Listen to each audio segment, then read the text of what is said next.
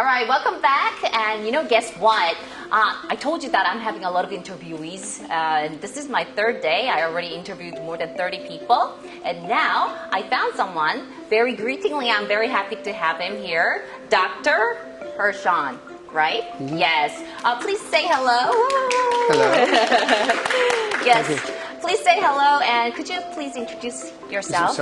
I'm John Mark Hirshon. I'm the Vice President of the American College of Emergency Physicians. I'm a professor in both emergency medicine and in epidemiology at the University of Maryland in Baltimore. And guess where I actually had him from? We had a parade yesterday and also the performance in Han River Park, and actually he got the notice or got the information that we are having on air here on this studio, so he came a visit. That's right. Hey, yeah. And you're also a friend of Dr. What was his name? Dr. Thom. Dr. Thom from I'm a friend Maryland. of a lot of people, yes. Yes, you are. I've been doing this for a while. I think everybody in emergency medicine, they're quite acquaintance of everyone else. As a general rule, it's a small world. So if you know people in the field and you've been doing this for a while, I've been practicing emergency medicine for almost 30 years. You get to meet people. So you're one of those famous doctors in this field, I know right? people. I've got friends. So. Okay, you're so humble. Why don't you tell us about your story, maybe your experiences in U.S.? So I started practicing 30 years ago. When I was first started practicing, we were still doing 24-hour shifts in the emergency department. So we'd be there 24 hours, and we were. The joke was that we were missing half the cases because we'd be gone every other day. So things have changed a lot since then, and the growth of emergency medicine in the U.S. and globally, we're now seeing hundreds of millions of people a year around the world.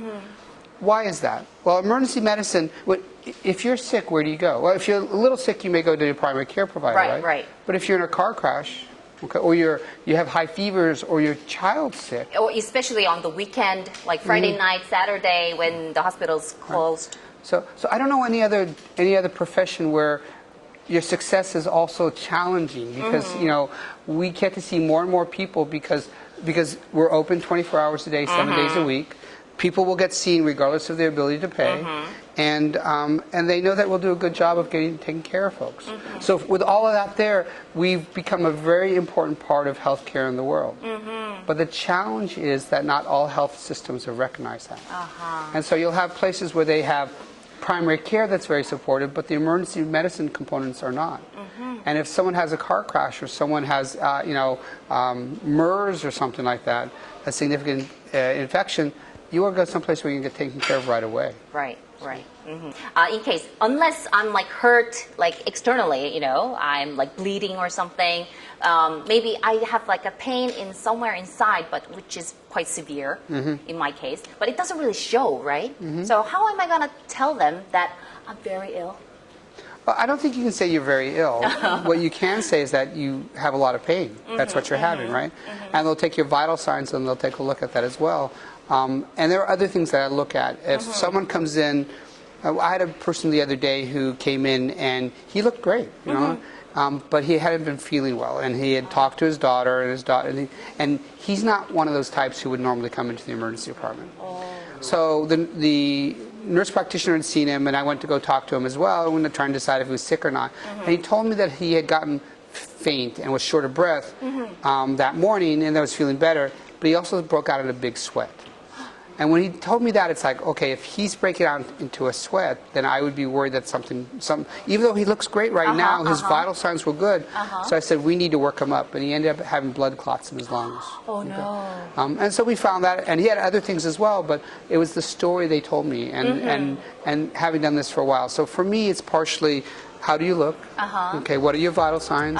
And what's the story you're telling me? Yeah, so I have to be very exact on the symptoms I have, right? Yeah, what is it that, it's not like I'm really, really sick. Well, lots of people say that. No, I came in because I've got really bad pain here, and I'm having trouble breathing or something like that. Well, that was a great help. I think I'll I hope I don't go to the emergency room, but You can come to visit and see what it's like as a visitor. You don't want to go there as a patient. No. But if you do come, we'll take good care of you.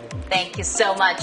And thank you so much for joining our interview as well. No, thank you very much. All It was right. a pleasure.